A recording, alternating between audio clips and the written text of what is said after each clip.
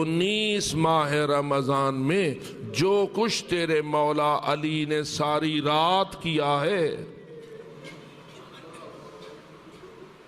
کیا ہے یاد آپ کو کہ مولا علی فیصلہ کر چکے تھے اس ماہ رمضان میں کہ ہر روزہ اپنی ایک اولاد کے گھر افطار کرتے تھے۔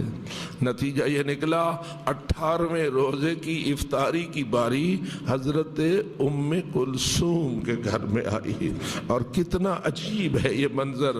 تاریخ کو جب انسان دیکھتا ہے تو حیران و ششدر رہ جاتا ہے کہ حضرت ام کلثوم نے اپنے بابا کے سامنے 18ویں روزے کی جو افطاری کا سامان رکھا ہے وہ اب باپ خود جائزہ لے۔ امیر المومنین اس وقت حاکم وقت ہیں، حکومت آپ کے دست قدرت میں ہے۔ اب وہ زمانہ نہیں ہے کہ جب حاکم کوئی اور ہوتا تھا، حکومت بھی مولا کے پاس ہے، خلافت بھی مولا کے پاس ہے، امامت بھی مولا کے پاس ہے، دینی اور دنیاوی سارے اختیارات مولا کے دست قدرت میں ہیں۔ لیکن جب بیٹی کے گھر روزہ چھوڑنے کے لیے آئے ہیں تو کیا افطاری کا سامان ہے؟ ایک روٹی ہے خشک سی، ساتھ ایک تھوڑا سا نمک ہے، اور ساتھ تھوڑا سا دودھ ہے پیالے میں رکھا ہوا۔ امیر المومنین کے سامنے جو بیٹی نے یہ افطار کا سامان رکھا، اب ذرا غور کیجئے کتنا سادہ ہے یہ افطار کا سامان، دودھ تھوڑا سا نمک، ایک روٹی۔ لیکن تیرے مولا کا جملہ بڑا عجیب تھا، فرماتے ہیں بیٹی میں نے تیرے نانا کو کبھی نہیں دیکھا کہ انہوں نے ایک وقت میں ایک روٹی کے ساتھ 2 سالن استعمال کیے ہو۔ تم نے 2 چیزیں روٹی کے ساتھ رکھ دی ہیں، ان میں سے ایک کو اٹھا لو، اس لیے کہ تیرے نانا رسول کی رسم اور سنت یہ نہیں ہے۔ میں حیران ہوں، پہلے بھی سادہ ترین افطاری تھی، اس میں کوئی زیادہ تو نہیں تھی کوئی بات، لیکن اس کو بھی امیر المومنین نے ترمیم کرنا پسند کی اور فرمایا ایک چیز اٹھا لو۔ تو حضرت ام کلثوم نے دودھ کا پیالہ اٹھا لیا اور تیرے مولا نے نمک کے ساتھ اس روٹی کو چند لقمے تناول کیے، افطار ہوا، پانی پیا، اور اس کے بعد افطاری تمام ہو گئی۔ لیکن اس افطاری کے بعد تیرے مولا نے اب کیا تیاری شروع کی؟ اب ذرا دیکھ تقدیر کے فیصلے کے سامنے تیرا مولا کس طرح سر تسلیم خم کرتا نظر آیا ہے، حالانکہ شیر خدا ہے۔ علی حیدر کرار کی شجاعت کی مثال اس کائنات میں نہیں ہے۔ میں تجھ سے پوچھتا ہوں، کیا علی کے علم میں تھا یا نہیں کہ آج کوئی نجس خبیث اپنی تلوار کو زہر آلود کر کے اپنے سینے کے نیچے چھپا کے مسجد کوفہ میں سویا ہوا ہے، اور اس کی نیت بد ہے اور اس نے میرے اوپر حملہ کرنا ہے؟ کیا خیال ہے تیرے مولا کے علم میں ہے یا نہیں؟ جی علم میں ہے۔ یہی وجہ ہے روایت یہ کہتی ہے کہ حضرت مصلی کو چھوڑ دیتے تھے، زیر آسمان چلے جاتے تھے اور جا کے دیکھتے تھے آسمان کی نشانیاں، اور پھر پڑھتے تھے انا للہ و انا الیہ راجعون، انا للہ و انا الیہ راجعون۔ یہ جملہ، یہ آیت الہی کب تلاوت کی جاتی ہے؟ جب کسی کی موت کا تذکر آتا ہے یا موت کو یاد کیا جاتا ہے۔ علی اپنی موت کو یاد کر رہے ہیں اور پڑھ رہے ہیں انا للہ و انا الیہ راجعون۔ میں آپ سے پوچھتا ہوں، کون سی بیٹی ہے جو اپنے باپ کے زبان اقدس سے انا للہ سنے اور متاثر نہ ہو؟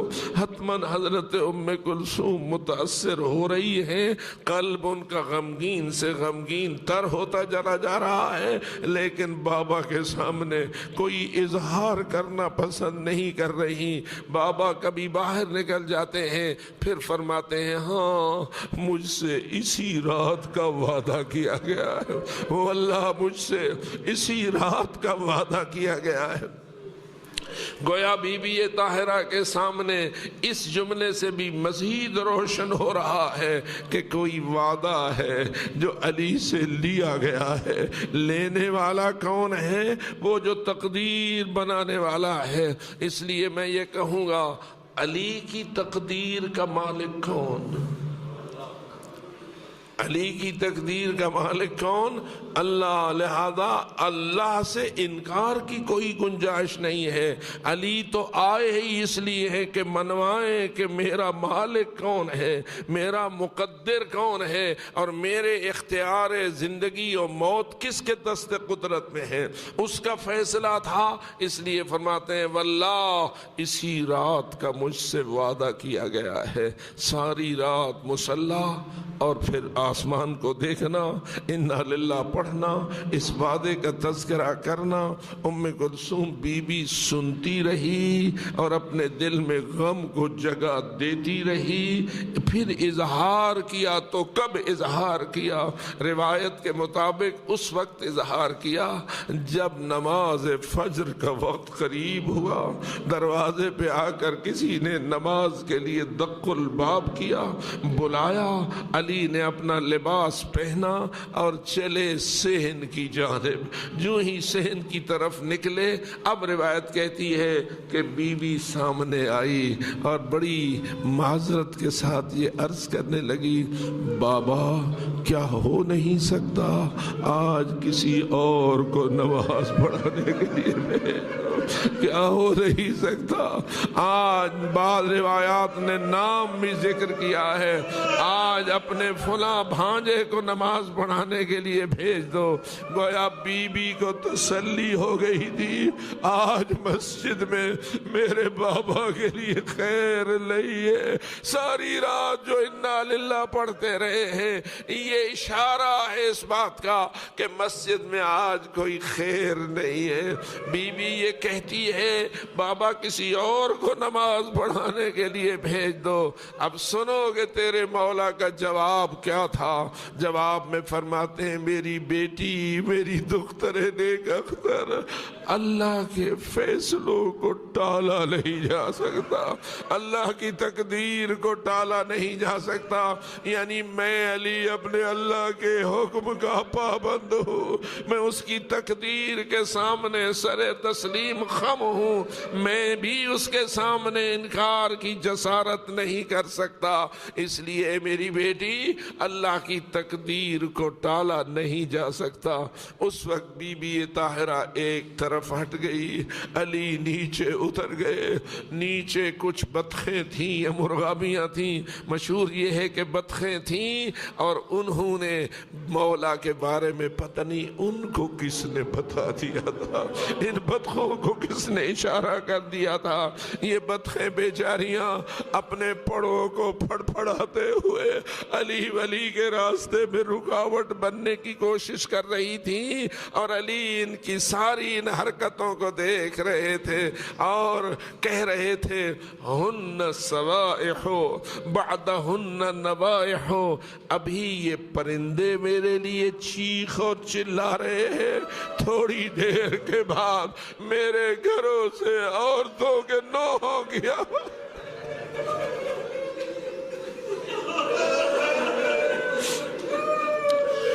ہن سوائح بعدہن نوائح، ابھی ان پرندوں کی چیخیں بلند ہو رہی ہیں، کچھ دیر بعد نوحہ کرنے والی بیویوں کے نوحے بلند ہو جائیں گے۔ اور اس کے بعد امام حضرت ام کلثوم کی طرف متوجہ ہوتے ہیں، فرماتے ہیں بیٹی یہ مخلوق خدا پرندے ہیں، ان کو اپنی گرفت میں رکھو تو ان کے آب و دانہ کی ذمہ داری کو نبھاؤ، اور اگر تم اپنے آب و دانہ کی ذمہ داری ان پرندوں کی نہ نبھا سکو تو پھر ان کو آزاد چھوڑ دو، اللہ کی زمین وسیع ہے، یہ اپنا رزق کو خود تلاش کر لے گی، تم پر ذمہ داری ہے اگر اپنی گرفت میں رکھو تو ان کو پانی مہیا کرو۔ میں کہتا ہوں ہائے میرے مولا، آپ کو پرندوں کا کتنا احساس ہے، آپ کو ان پرندوں کا کتنا احساس ہے، لیکن آپ کی امت میں وہ لوگ موجود ہیں جنہیں آپ کی بیٹیوں کے پانی کا بھی احساس نہیں ہے، آپ کے بیٹوں کا بھی پانی کا احساس نہیں ہے۔ اگر ایسا نہ ہوتا تو کبھی امام مظلوم کی قبر پر سید سجاد اپنی انگوش سے یہ نہ لکھتے ھذا قبر حسین ابن علی الذی قتلوہ عطشانا۔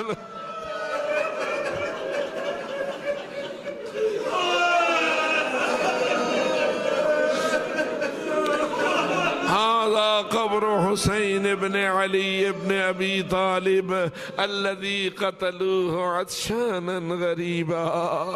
اور یہی وجہ ہے کہ سید سجاد کے دل کو بڑا درد تھا اپنے بابا کی شہادت کے معاملے میں، پیاس کا بڑا درد تھا۔ یہی وجہ ہے اگر کسی قصاب کے ہاتھ میں کسی گوسفند کو دیکھتے کہ وہ اسے ذبح کرنے چلا ہے تو روک لیتے اور پوچھتے کیا تجھے آداب ذبح اسلامی کا علم ہے؟ کہتا ہاں۔ کہتے کہ کیا ہے بتا ذرا مجھے، تو وہ کہتا مولا ہم کسی جانور کو اس وقت تک ذبح نہیں کرتے جب تک اسے پانی نہ پلا لے۔ اور تیرے مولا کا روح کربلا کو ہو جاتا، رو رو کے کہتے آئے میرے بابا۔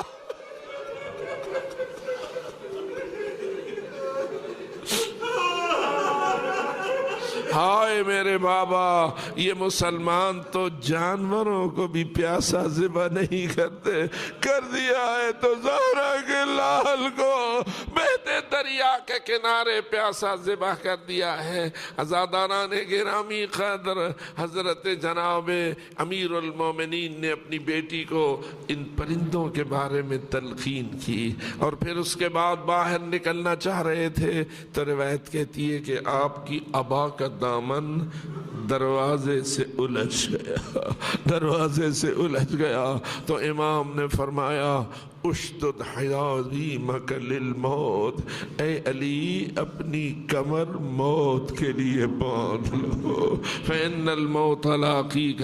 اس کے بعد علی چلے مسجد کی جانب، تفصیل میں جانے کی گنجائش نہیں، آذان خود دی، سوئے ہوں کو جگایا، اس منحوس کو بھی جگایا کہ جو حضرت کے قتل کا ارادہ لے کر نیچے زہر آلود تلوار لے کے سویا ہوا تھا، لیکن امام نے چونکہ تقدیر کی پابندی کرنی تھی، الہی فیصلے کی پابندی کرنی تھی، اس لیے اس فیصلے کے مطابق امام نے کوئی نہ رکاوٹ ڈالی نہ اس کے راز کو فاش کیا، اور اس طرح جو کہ محراب میں کھڑے ہو گئے جیسے علم ہی نہ ہو کہ کیا ہونے والا ہے۔ یہ اطمینان قلب اسی کو نصیب ہو سکتا ہے جو تقدیر الہی کو جاننے کے باوجود اس کی پابندی کا عہد کیے ہوئے ہو، جیسا کہ فرماتے تھے مجھ سے اسی رات کا وعدہ کیا گیا تھا۔ لیکن بس عزادارو، امام نے نماز شروع کی، پہلی رکعت کا پہلا سجدہ تھا، سجدے سے سر اٹھایا تو یہ نجس ملول پیچھے تلوار سونت کے آ گیا تھا، اس نے امام پہ اس زہر آلود تلوار کا حملہ کیا، آپ کے سر اقدس میں تلوار کا لگنا تھا، ادھر سے خون بہنا شروع ہوا، ادھر سے زمین و آسمان کے درمیان زلزلہ شروع ہوا، اور کوئی آواز دے کے کہہ رہا تھا قتل ابن عم المصطفیٰ، قتل علی المرتضیٰ، تہدمت واللہ ارکان الہدی، ہدایت کے ستون گر گئے، علی امیر المومنین کو شہید کر دیا گیا، اور ادھر مولا علی تھے کہ خون بہ کر ریش اطہر کو خضاب کر رہا تھا، چہرے کو رنگین کر رہا تھا، اور اس تلوار کے ظالمانہ اثر کی وجہ سے اس لیے کہ زہر انتہائی تیز تھا۔ امام کبھی دائیں چلے جاتے تھے، کبھی بائیں چلے جاتے تھے، محراب کی خاک کو اٹھاتے تھے، اپنے زخم پہ رکھتے تھے اور فرماتے تھے منہا خلقناکم وفیہا نعیدکم ومنہا نخرجکم تارۃ اخری۔ ادھر یہ منزل ہے، پوچھتا ہوں 7 گھروں میں یہ شہادت کی آواز پہنچ گئی یا نہ پہنچ گئی؟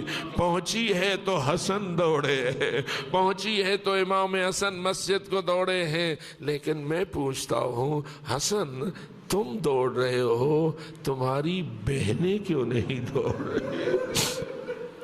تقاضے فطرت تو یہ ہوتا ہے کہ خواتین جب اس قسم کی خبر سنیں تو چین کھو بیٹھتی ہے، لیکن میں اتنا ہی کہوں گا اللہ جانے علی کی شہزادیاں کتنی دین اور شریعت کی پابند تھیں اور کتنی اللہ کی تقدیر کے سامنے سر تسلیم خم تھا کہ علی ابن ابی طالب کی بیٹیاں اور خواتین یہ دروازے کے اندر رہیں، باہر نکلے ہیں تو امام حسن نکلے ہیں۔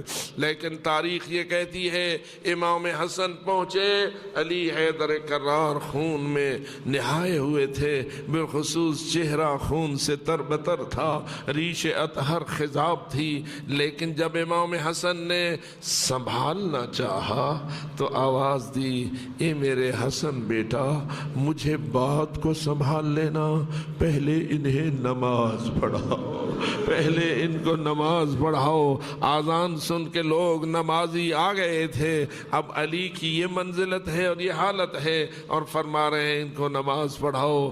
آپ کا کیا خیال ہے حسن نے نماز پڑھائی یا نہ پڑھائی؟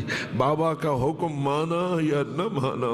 اب آئیے جائزہ لیجئے، بابا کا یہ حال ہے، امام حسن مصلی امامت پہ آ گئے، پیچھے جتنے نمازی تھے انہوں نے صف باندھی، نماز شروع ہو گئی۔ اب پتہ چلا کہ نماز اور عزاداری کا کتنا گہرا رشتہ ہے، وقت عزاداری کا بھی ہے اور وقت نماز کا بھی ہے، لیکن تاریخ رقم کر چکی ہے، عزاداری میں نماز ہو رہی ہے، نماز میں عزاداری ہو رہی ہے۔ اگر اس کو یوں کہہ دوں، اگر آپ اس وقت مسجد کوفہ میں ہوتے اور آپ اپنے مولا کا یہ حال دیکھتے تو بتائیے آپ کے آنسو رکتے؟ آپ کی دھاڑیں رکتی؟ آپ کے اوپر آپ تو 1400 سال بعد ہم جیسے گناہگاروں کی زبان سے واقعہ سن کے برداشت نہیں کر پا رہے۔ شنیدن کے بود مانند دیدن، سننا کچھ اور ہوتا ہے، دیکھنا کچھ اور ہوتا ہے۔ سامنے مولا ہے، چہرہ خون میں ڈوبا ہوا ہے، ریش اطہر خون میں غلطان ہے، کبھی دائیں کبھی بائیں جا رہے ہیں، لیکن امام حسن نے یقیناً بابا کے فرمان پر عمل کیا، مصلی پہ آ گئے اور پیچھے صف باندھ لی۔ اب میرا دل تو یہی کہتا ہے نا، جو نماز پڑھ رہے ہوں گے ان کے آنسو رکے نہیں ہوں گے۔ نماز بھی ہو رہی تھی، گریا بھی ہو رہا تھا، عزاداری بھی ہو رہی تھی اور نماز بھی ہو رہی تھی۔ بالآخر مولا نے بیٹھ کر نماز پڑھی، امام حسن نے کھڑے ہو کر نماز پڑھائی، نماز تمام ہوئی، بس آخری جملہ۔ اب امام حسن آگے بڑھے، اپنے بابا کو سنبھالا، بابا غشی میں چلے جاتے تھے، کبھی افاقہ ہو جاتا تھا اس لیے کہ زہر سر مرتب ہو رہا تھا، گود میں لیا علی مولا کا سر امام حسن مجتبیٰ نے اور رونا شروع کر دیا۔ جوں روئے تو گرم گرم آنسو علی حیدر کرار کے چہرے پہ گرے، جوں ہی گرے علی مولا نے آنکھ کھولی، اپنے حسن بیٹے کو روتا ہوا دیکھا، پوچھا بیٹا کیوں رو رہے ہو، میرے لخت جگر کیوں رو رہے ہو؟ امام حسن کا جواب آیا، بابا آپ کی یہ حالت دیکھ کر رو رہا ہوں، آپ کی یہ کیفیت دیکھ کر رو رہا ہوں۔ یہ سننا تھا، علی خود رونے لگے، علی خود رونے لگے۔ کیوں؟ اس لیے کہ میرے حسن بیٹا تو میری حالت کو دیکھ کے رو رہا ہے، مجھے تیرا آخری وقت یاد آ رہا ہے، اور تیرے بھائی حسین کا آخری وقت یاد آ رہا ہے۔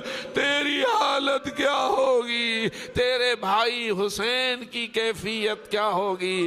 تم میرے حال کو رو رہا ہے، میں تمہارے حال کو یاد کر کے رو رہا ہوں۔ عزاداران محترم، یہ ہے وہ عزاداری جو تجھے معصومین نے سکھائی ہے، اور اس طریقے سے خداوند تعالیٰ نے ہمیں ایسا عزادار بنایا ہے کہ ہم حالت عزاداری میں بھی تابعداری الہی کرتے ہیں، اور ہر منزلت میں ہم اپنے امام کے حکم کے تابعدار ہوتے ہیں۔ لیکن آخری جملہ اتنا کہہ دوں، امام کے زخمی بدن کو جب گھر لے جایا جا رہا تھا تو حضرت دروازے پہ کہتے ہیں، جائے میرے حسن بیٹا ان صحابیوں کو کہہ دو جو میرے ساتھ روتے ہوئے آ رہے ہیں، یہ دور چلے جائے، یہ دور چلے جائے۔ کیوں؟